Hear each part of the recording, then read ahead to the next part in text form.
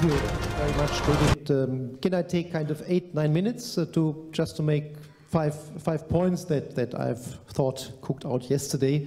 The clock started. Yeah, right. I think first there are some achievements and some good achievements in that scorecard. Namely, we think that the government achieved to implement tough but necessary reforms to stabilize Ukraine's economy. So the free fall of the GDP is halted, and modest growth this year seems to be achievable. Free and fair elections have been held on all 3 levels of public governance. I think this is key achievement. Reform of the energy sector is put on track. The fight against corruption has been started by setting up institutions to that effect. The Yatsenyuk government has brought Ukraine in compliance with the IMF program obligations and started to promote transparency and efficiency. On the other hand, main challenges, of course, persist. Key problem is the judiciary and rule of law. Huge deficits in the area of prosecution and courts. The prosecution must stop to be the 4th power in the state and finally overcome its Soviet legacy. Minimal changes so far. Reform of the prosecution needs to start anew under a new leadership. Energy reform must be completed, and in-depth civil service reform is needed. The law is good, but it needs to be implemented. Soviet legacy once again needs to be overcome, and over and over and over again, corruption remains a cross-cutting and endemic problem.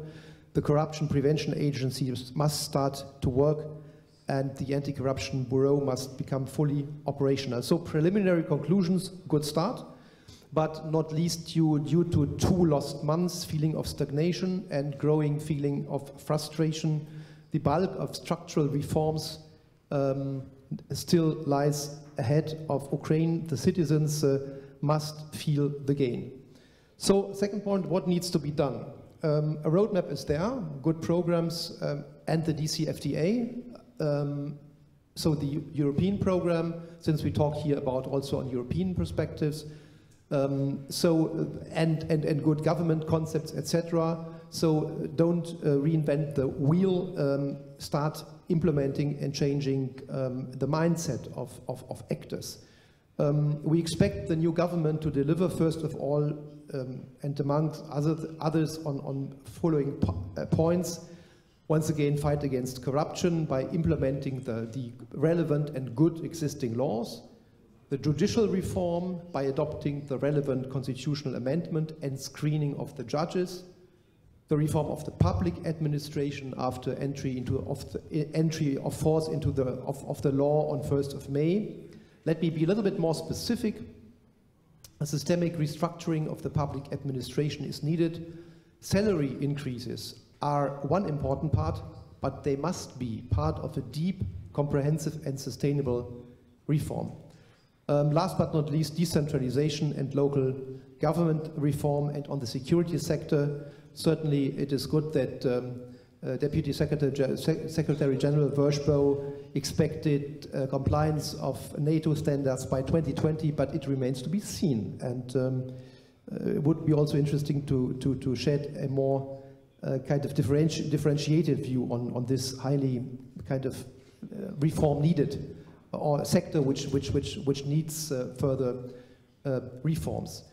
The government of Ukraine should stick to this high level of ambition. We hope it will be patient, persistent, and putting the 3 things through. This is why we stand by the side of Ukraine with very substantial and economic support. In the year 2015 alone, Germany's support for Ukraine amounted to more than 700 million euros, with a particular focus on macroeconomic assistance, energy efficiency, development of the business sector, local government reform, and rule of law.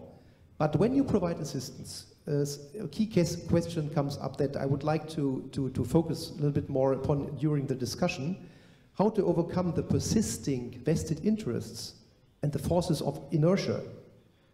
how to get people on board of the new government. I don't want to mention any name that have been before in place. Who is the driving force of reforms? So my third point, we need a compact for reforms between the international community and Ukraine, namely assistance and continued and thorough and substantial assistance, but assistance only for good governance. It's impossible to induce reform from outside. Best we can do is to help and to support reform-minded people and forces in Ukraine so as to strengthen an already existing momentum. Good instrument is, of course, the IMF. That's very easy, simple, and clear-cut, so you don't get the third tranche without delivering on A, B, C, D, E of prior actions. But how to implement that on the project level, how to implement that on the political level, I don't have a clear-cut answer on that, and might be you can enlighten me. I think a positive step in the right direction has been taken through the creation of a government post for European integration at the level of Deputy Prime Minister, and Madame Klimbush-Sensatse will be the person, as you know, and we very much hope and expect that this will strengthen Ukraine ownership on assistance, on coordination of assistance and coordination of European reforms to be undertaken.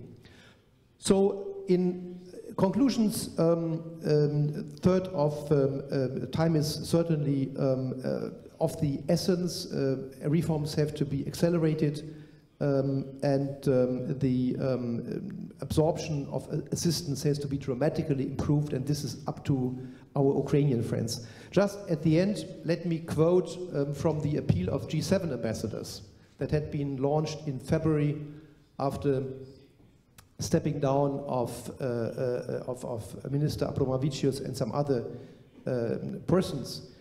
G7 ambassadors said at that time, Ukraine's stable, secure and prosperous future will require the sustained efforts of a broad and inclusive team of dedicated professionals who put the Ukrainian people's interests above their own. It is important that Ukrainian leaders set aside their differences, put the vested interests that have hindered the country's progress for decades squarely in the past, and press forward for vital reforms. So I would fully identify with these words. Thank you.